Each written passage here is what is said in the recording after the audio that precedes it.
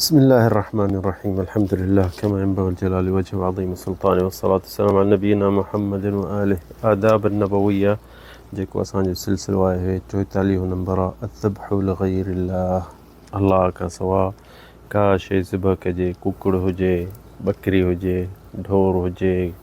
कहिड़ी शइ बि अल्लाह खां सवा ॿिए कंहिं मख़लूक़ जे लाइ मख़लूक़ ख़ालिक जे लाइ न आहे ॿिए कंहिं शइ जे लाइ इहा हिकिड़ी हराम आहे ऐं अल्लाह रसूल इन शइ खां झले थो। इहे असां आदाब नबवीअ में असीं सिखूं था त नबी करीम असांखे इन शइ खां झलियो आहे। अल्लाह ताला क़ुर में चए थो फ़सल्लि लिरब्बिक वनहर, निमाज़ अल्लाह जे लाइ हुजे ऐं ज़बह जेकी आहे उहा बि अल्लाह जे लाइ आहे। तो इन शइ खां माण्हू इहा हराम शइ आहे, इन शइ खां बचा करे, छो जो इस्लाम में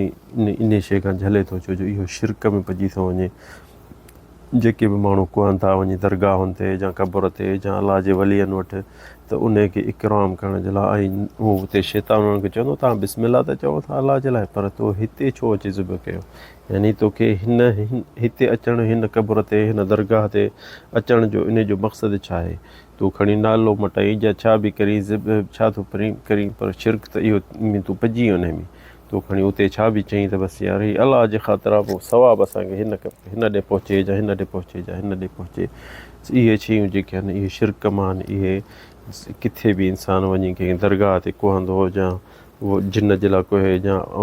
नबीअ वटि कुहे या अवलिया वटि कुहे, इहे सभु कुफ़र में ऐं शिरक वॾे में पइजी थो वञे। छो जो इहो अलाह खां सवा कहिड़ी बि शइ अलाह सां हीअ शइ उन जे लाइ उन पैदा कई आहे त असांजे लाइ खाऊं पियूं इन में या उहा पंहिंजे कंहिं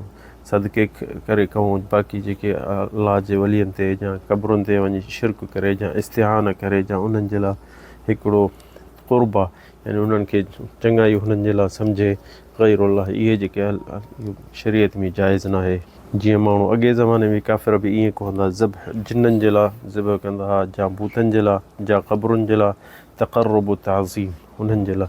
ईअं जा मलिक जेके बादशाह जी क़बर वटि या के अमीर जी क़बर वटि चवंदा त हीअ उते कुहंदासीं त असां हिन ॾे थोरा वेझा थींदासीं या हीअ असांजे लाइ कुझु कंदा। त अलाह ताला क़ुर में चए थो कुल इन सलाती व नुसुकी व महयाया व ममाती लिल्लाहि रब्बिल आलमीन ला शरीक लह,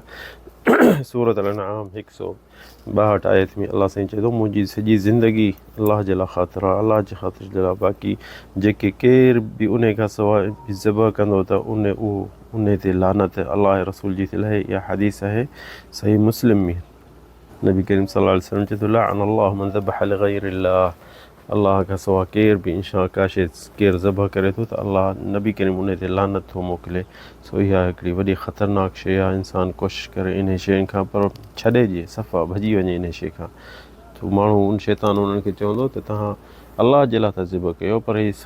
नज़र नियाज़ जा हिन जो सवाबु असांखे हुसैन खे पहुचे या इमामनि खे पहुचे या नबी खे पहुचे, इहो छो? इहे सभु शइ जाइज़ न आहे। इहो शैतान हिकिड़ो मिलावट करे तोखे सम्झाए थो। जेॾीमहिल तूं अलाह जे लाइ ख़ातिर को ज़िबह करी थो, का शइ ज़िबह कर, पोइ चवंदो अलाह साईं मुंहिंजे वॾनि खे सवाबु पहुचा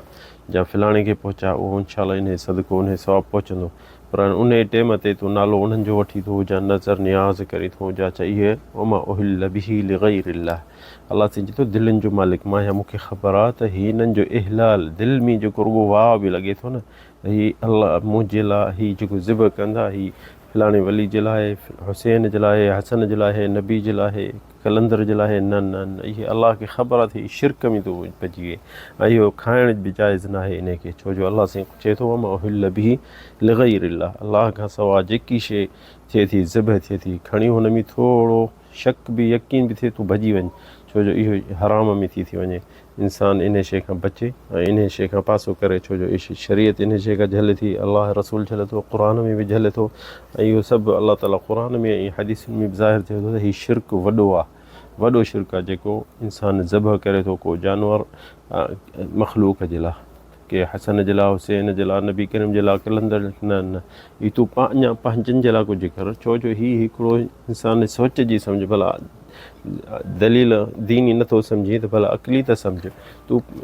हिकिड़ी ज़कात कढी थो पंहिंजे पैसनि जी, त तूं वञी कंहिं अमीर खे हथ में विझंदे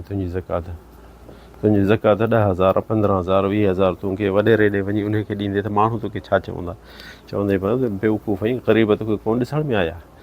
ॾिसनि जेके इमाम आहिनि, जा अलाह जा वली आहिनि, जा हसन हुसैन सईद शबाब अहल जन्नत, जन्नत जा सरदार आहिनि हसन हुसैन, जा असांजे नबी करीम खां वधीक केरु मंज़िल कोन्हे जेको जन्नत में हिकिड़ी जॻह आहे, उहा जॻह असांजे नबी जे लाइ आहे। हाणे तूं पंहिंजो जेको सवाबु हिन जानवर जो तूं उन्हनि खे थो ॾी, उन्हनि खे ज़रूरत तुंहिंजी शइ जी,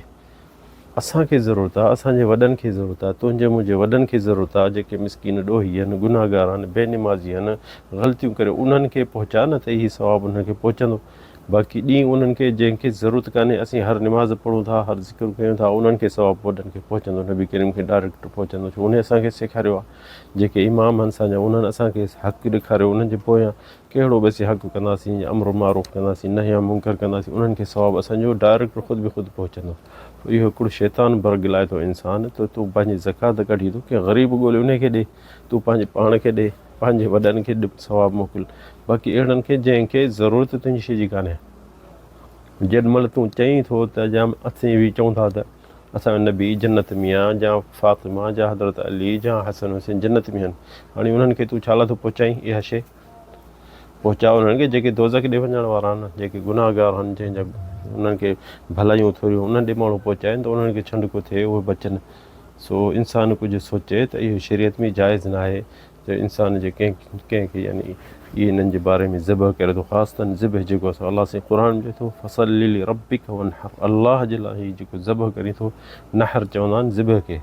रोज़ो इहो नहर जेको आहे, ऐं ॿियो निमाज़ चए थो, अलाह खां सवाइ ॿी कंहिंजे लाइ शइ जाइज़ न आहे। सो इंसानु कोशिशि करे, हीउ सिलसिलो असीं सिखूं बि था आदाब नबवी आहे, त इन में फसल्लि लिरब्बिक वनहर,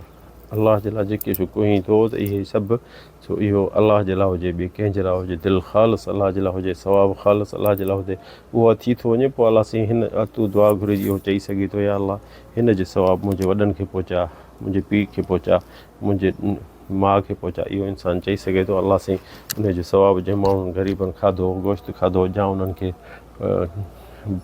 रधे ॾिनी या कचो ॾिनी, त उन जो सवाबु मुंहिंजे वालिदेन खे पहुचा, इहो थी थो सघे, इहो जाइज़ आहे, इन में कुझु कोन्हे। पर पहिरियां नियत करे माण्हू जा ज़िबे टाइम में या अलाह ई फिलाणे जे लाइ, न इहे न कजांइ, इन शिरक में पइजी वेंदे, बच इन शइ खां। अलाह ताला असांखे तव्हांखे तौफ़ीक़ ॾिए, हिदायत ॾिए, हक़ु ॾेखारे ऐं हक़ जे पोयां इत्तिबा करे ऐं हिमत ॾिए ऐं तौफ़ीक़ ॾिए। केतिरा माण्हुनि खे ख़बर आहे पर नथा करे सघनि, तौफ़ीक़ न आहे अलाह जी तरफ़। सो अलाह ताला असांखे तव्हांखे बचाए ऐं इन में हक़ु ॾेखारे। हादा वल्लाहु आलम सल्लल्लाहु अलैहि वसल्लम।